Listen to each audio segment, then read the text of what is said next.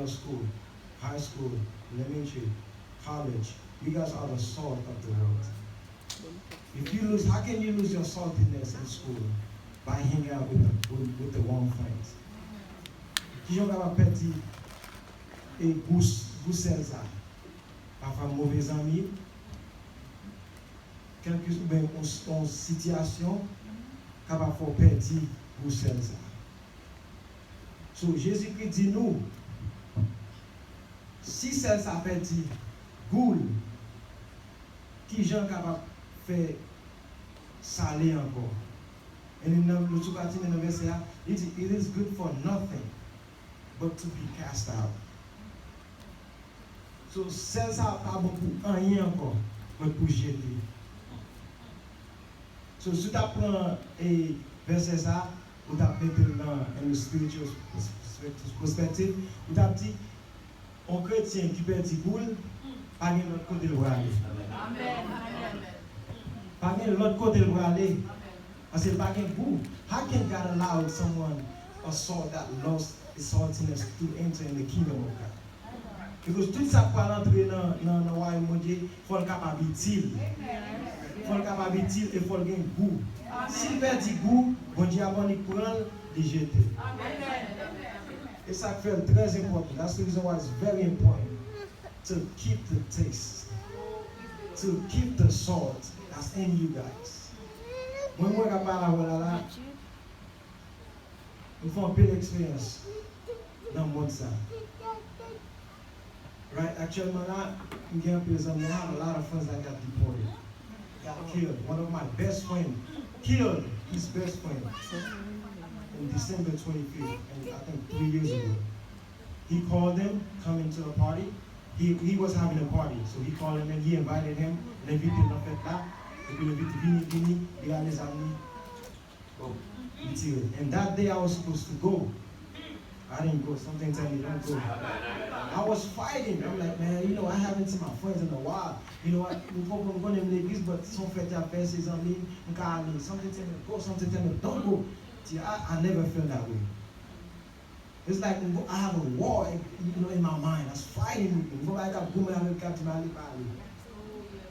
Couché. Juste à ça, je ne pas dormir parce que tellement de aller. My brother went. When my brother came back, he woke me about 2 o'clock in the morning. Il dit au tiré en examen. And I thank God because it could have been me. You know, it could have been, you know, my brother, or it could have been any other person. But by God's bon Dieu, defend no glass. The reason why, so I can stand up here this morning, guys, to tell you that we are the salt of the world. Chaque femme bat mourir juste ça. Et parce que nous sommes campés là, nous disons que nous sommes sel avec lumière mondiale. Bénissons le Seigneur. Dans verset 14 là, it is you are the light of the world. A city that is set on hill cannot be hid. Nous sommes lumière mondiale. Nous sommes sel et lumière. Si vous regardez verset ça, ouais, il y a deux importances là. Celle Jésus-Christ utilise deux bagages qui est tellement important. Et deux bagages ça, vous ne pouvez pas vivre sans eux. Those two things that God have used in this verse, salt and light, you cannot live without them. Who tell me you can live without light in this world? You can't, because it will be so dark, you don't know where you're going. So, Jésus-Christ dit nous c'est lumière monde là. Il dit yon lumière. Il dit yon lumière. Est-ce que yon lumière capable cacher? Si yon lumière cachée, il va clairer. Si yon lumière pour lumière mettre en bas il va clairer. See, a light is something that shines no matter how dark it gets. Lumière c'est un bagage qui claire, quel que soit fait noir. Depuis fait noir là, ou lumière la et comme si la vie va l'autre figure. As soon as you turn on the light, you see life. When you see light, you see life. That's why Jesus says we are not the children of darkness. Nous pas petit fait noir. Nous c'est petite lumière. Jesus said, I am the light of the world. He says, he who follows me will never walk in darkness. Not only we will have the light, but you will have life. Because lumière mène la vie. Côté que lumière ou la vie. Si nous fermons les lumières, ça là, il va être notre slide. On peut la vie. So Jesus says we have nothing to do with darkness. He says, whoever follows me, how can we walk in darkness if we follow in Jesus Christ? Si nous avons Dieu, qui nous capable de vivre? Darkness and light have nothing to do with each other. They have nothing to do with each other. Lumière avec fait noir, soit lumière arrêtée, fait noir aller. Soit fait noir aller, ou bien lumière. But English word says, darkness is the absence of light. And darkness alone cannot dispel the light. But the smaller light can dispel the greatest darkness. So, dark, fait noir, il n'est pas capable de pousser lumière. La lumière, elle est lumière. But lumière est capable de pousser fait noir. So, some ladies, for the young folks, you are the light of the world in school. You know what I used to do in high school? I used to fight a lot. You see how small I am? I was smaller. I used to fight, not because I was a bad guy, but because of the friends that I was with. Some him da veyo. It was que me deu moving moon, but some him da veyo. Yo ti gon créole qui dit sans reconnaître, c'est lui. So that's exactly what it is. My parents been telling me that since I was a kid. Yeah, I got about him now. Not until I experienced it. I almost didn't graduate high school. Why? Because I was following friends. You get to a point in my life, in my high school years, I said to myself, that's not who I am. I'm a good kid. You know, tu sais pas moi ça, I'm a bon monde. So we keep obeying our parents. Why am I doing all these things? I even got job. Yo Batman, peut-être amis. L'aime décider pour me quitter, pour me suivre 11th grade. My GPA was 1.5. 1.5. And I came here when I was young. 1.5. 11th grade. L'aime garder moins. GPA m'bakadje. Quitte tes amis, suivre. Groups amis, qui develop now they following me because I'm by myself. In high school, you have to have a group. You know, for your base. So them quitte sur l'école moi, they start following me now. They jumped me once. I let it go. Until I graduated with 2.5. That's nothing, guys. That's nothing. I can't even get a scholarship with that. When I had all these opportunities, 4 years to get even a 4.0 GPA and go to college and get a scholarship, full scholarship. But why? Because of friends. So I want to tell you this morning, young folks, stay in school. You are the light of the world. Don't let your friend lead you. You have to lead them. You are a leader. What I'm telling you right now, one day you will stand up here and tell me there's a brother who was telling me that I was the light of the world. Don't wait until you get into a car accident like me to be the light of the world. Don't wait until you're in a wheelchair. I didn't wait till today. I don't have a broken bone. Someone that's supposed to be in a wheelchair, but God gave me a favor. I didn't deserve this. You know, but by His grace and mercy, He allowed me to be here this morning. First thing I did, I left all my friends. It was very hard, guys. It was very hard to leave all my friends behind because I was friends with them for a long time. Eat with them, share clothes with them. It was very hard. But one thing the Lord told me, this is the best decision that you could ever make. In order for you to follow me, you have to leave them behind. Then, if I want to use you to go back and be the light of them, I can. Je dois quitter les amis. Si moi-même, je voulais prendre un poteau à la lumière, je suis capable de faire ça. But as of right now, I need you. J'ai besoin pour suivre. Sometimes you feel like you're alone, but that's not you. God is always with you. So God says we are the light of the world. In verse 16, verse 15, it says, neither do men light a candle and put it under a bushel, but on a candlestick. It give light unto all that are in the house. So, lumière noire, is supposed to briller tout côté nous passe. The lights I send you guys is supposed to shine wherever you go. If the light doesn't shine, something is wrong.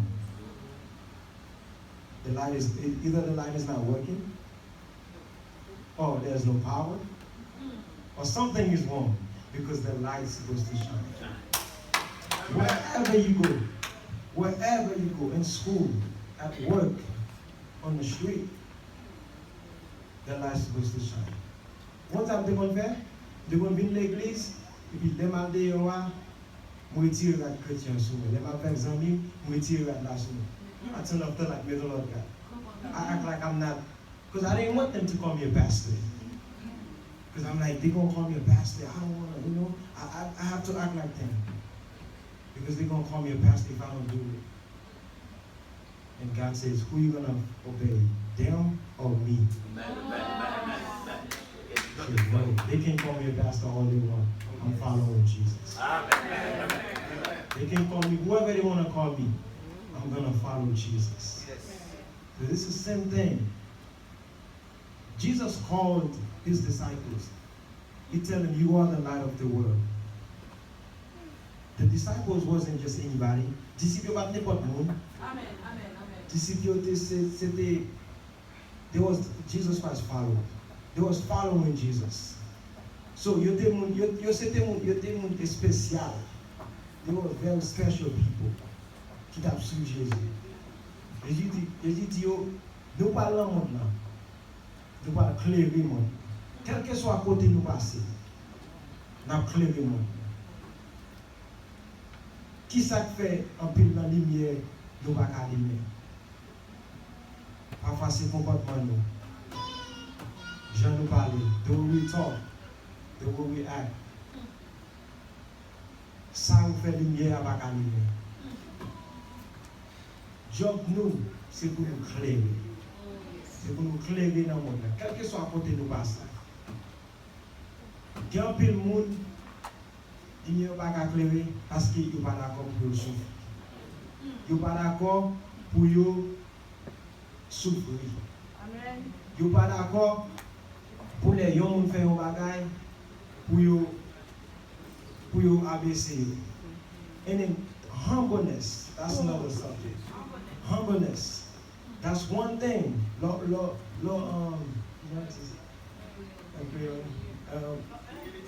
Humilité. Humilité. So, l'humilier, c'est une façon qui a fait l'union la vie. L'humilier, on pile dans le travail. On pile. À humble, c'est pas mon talent. Et on souffre. L'humilier, on souffrir. On souffrir en pile pour le manger. L'humilier. As a young man, l'humilier, on pile. I turn down a lot of women that's not going to lead me to where God wants to lead. I turn down a lot. Not because I'm a good looking guy, not because I think I'm all that, but because I know that I am the light of the world. Nous allons call it spécial. Nous allons call it spécial. Lumière, nous supposons faire travail ça. Que bon Dieu veut nous faire, qui s'éclaire le monde. Qui s'éclaire le monde. Nous souffrons en pile, comme tout là dans le travail. Sometimes we pile les pieds, and then I walked away. I brush it off and I walk away. Not that I want to, because I want my lights to always shine. The minute that you lost, the minute that something happened and you lost the light, or you lost the saltiness, it'll be impossible Like le verset a dit. Qui j'en sel ça capable de salir encore? How can it be salty again? You know, if you lose it, how can if somebody did something to me and I went back and did something to them, how can I be the light of the world for that person again? How can it be? It's impossible. That's why a lot of us cannot, you know, we can't preach our friends. You know, we can't preach our family because we lost the saltiness. En plus, nous ne pouvons pas prêcher les amis, nous ne pouvons pas prêcher les familles parce que nous perdons le sel. We lose the saltiness. We lose the saltiness. That's why it's very important to keep the salt in the life. Et job nous. Si nous voyons tout samedi, toujours changer que nous c'est sel avec lumière du monde. You are the salt in the light of the world. If you forget anything that I say, but always remember that you are the salt of the world. In verse 16, it says, "Let your light so shine before men, that they may see your good work and glorify your Father which is in heaven." Say, let your light be shine. Il quitte nous la briller. Jésus-Christ va parler avec n'importe qui. Il va parler avec tout le monde. C'est groupe Titi si Dieu t'a parlé. Parce que c'est eux qui décident de suivre lui.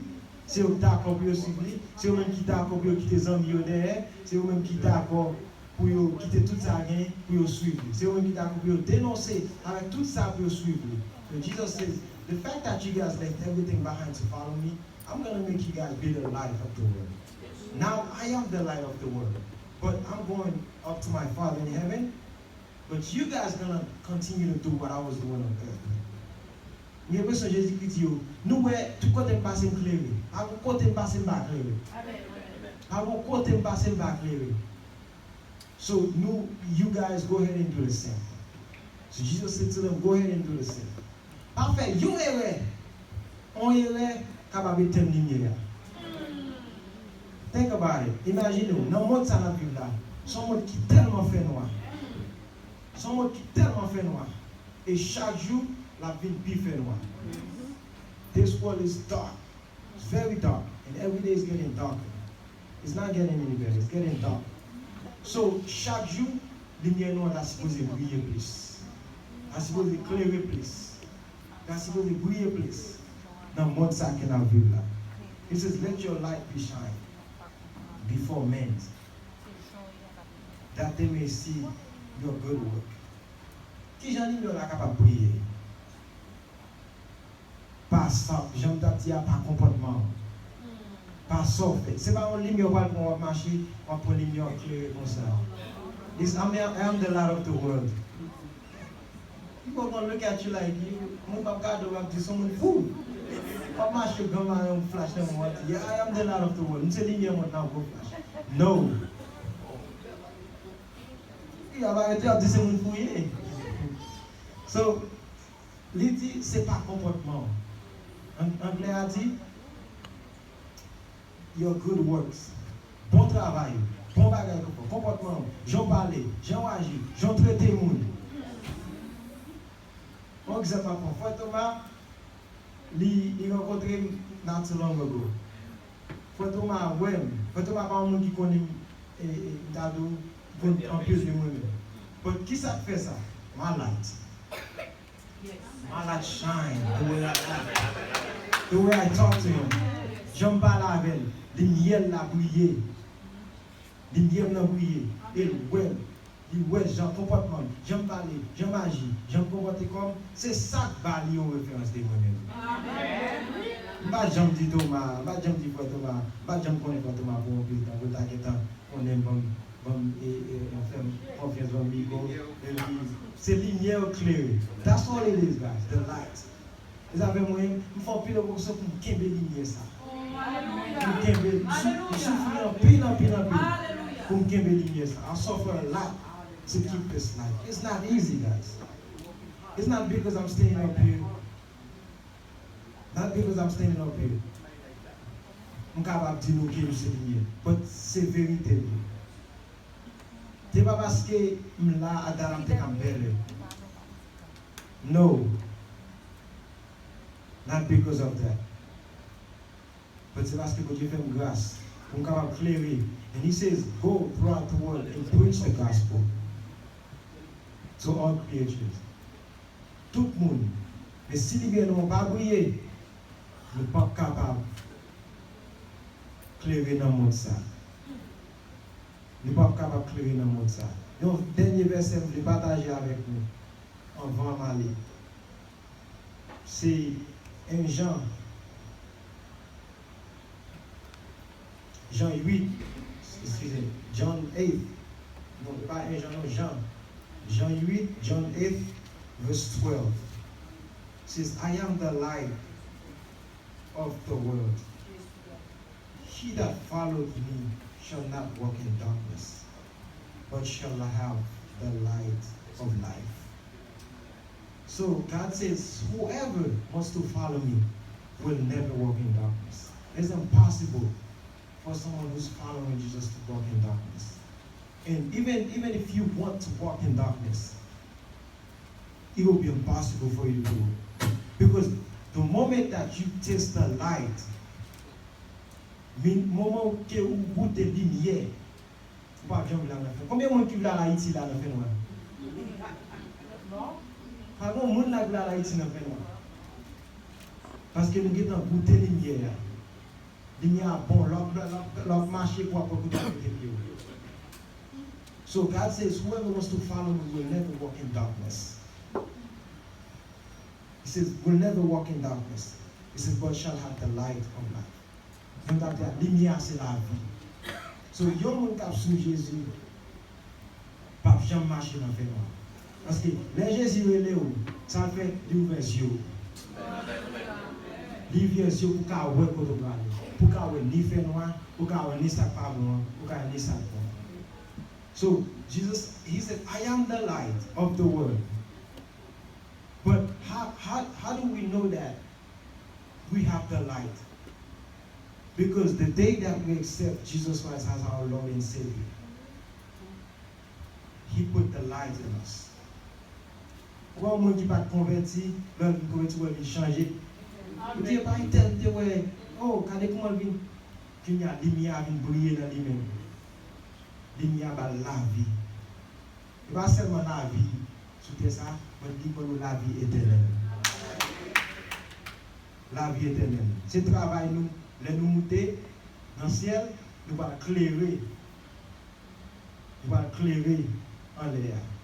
Et ça fait, that's the reason why, if we lose the saltiness and the light, nous ne sommes pas capables d'éclairer. It's impossible. It's very impossible, guys. And I encourage you, especially the young folks. Like I said, I love you guys. I have no taste for the world anymore. Now, my desire is to go out and shine. Isaiah 60 verse 1, it says, arise and shine. So c'est travail, c'est décision pour m'aider à éclairer le monde. Every Saturday, my church, l'église me fait évangélisation chaque samedi. You know, I was out there, I need to go back and tell the young people that Jesus loves you. Now, if I lose my saltiness, how can I go back? How can I go into the world every Saturday and preach the gospel? If I lost the saltiness, can't I camper devant nous là pour me parler? Nous voir le sort de tout, nous c'est lumière du monde. Tout ce travail, nous c'est lumière du monde. Nous c'est sel du monde. Nous bâtis bois. Nous va mettre nous va voir bon incroyable. Nous va voir. We're good for nothing but to be pouring out. So I encourage you guys, young folks, stay in school. While you getting your education, just know that you are the light of the world. While you getting your master's degree, while you getting your high school diploma, never forget that you are the light of the world. Education is good. It's always good. But all these things come after. It's always good. Education bon. You born people. Man, while you getting your education, just know that you are the light of the world. Don't let your friends lead you, but lead your friends because you are the light. Darkness cannot lead the light because darkness don't have anything to lead. Darkness is not, the light is the leader. Lumière, c'est lui-même qui leader là. C'est lui-même qui a mené. C'est lui-même qui a mis par là, dit fait noir, bon passer là. Est-ce que fait noir capable de dire lumière bon passer? Lumière prêté là parce que c'est lié et c'est la vie. And when Jesus came, they hated him because he was the light of the world. They're gonna hate you because you are the light of the world. Because the way this world is going, the Bible says men love darkness so much, they hate the light. Mon a tellement aimé faire noir, you raille lumière. The minute that you choose to be the light of the world, they're not gonna like you. They're not gonna want to be your friend. Because you're gonna shine. What clearly fait noir par you are. You're going to expose them because that's all the light does. It makes things visible. Tout ça qui fait tout le monde caché, il met tout dehors. So stay focused. Stay focused. Voilà, on va avancer. On finit. C'est un moment de gloire de côté pour nous. Dis bon Dieu merci. Pas jamais oublier. Moussa bataille avec nous. Des mots. Vous c'est lumière. Vous c'est seulement. You are the sword in the light of the world. Dis bon Dieu merci pour grâce, amour, pour fidélité de l'homme. Nous allons camper là matin. Message ça, verset ça, et sujet ça me dit nous, son sujet qui vivent. That's the reason why I can stand up here and telling you guys that you are the light and the salt of the world. I'm not telling you, I'm not just saying something that's just written in the Bible, but I'm telling you something that I have experienced. You guys are the light and the salt of the world. Keep on living. Merci Seigneur, campé sur pion. Et pour tout le monde, I'm going to ask all the kids to come forward, please. We're going to pray for them. All the kids come forward.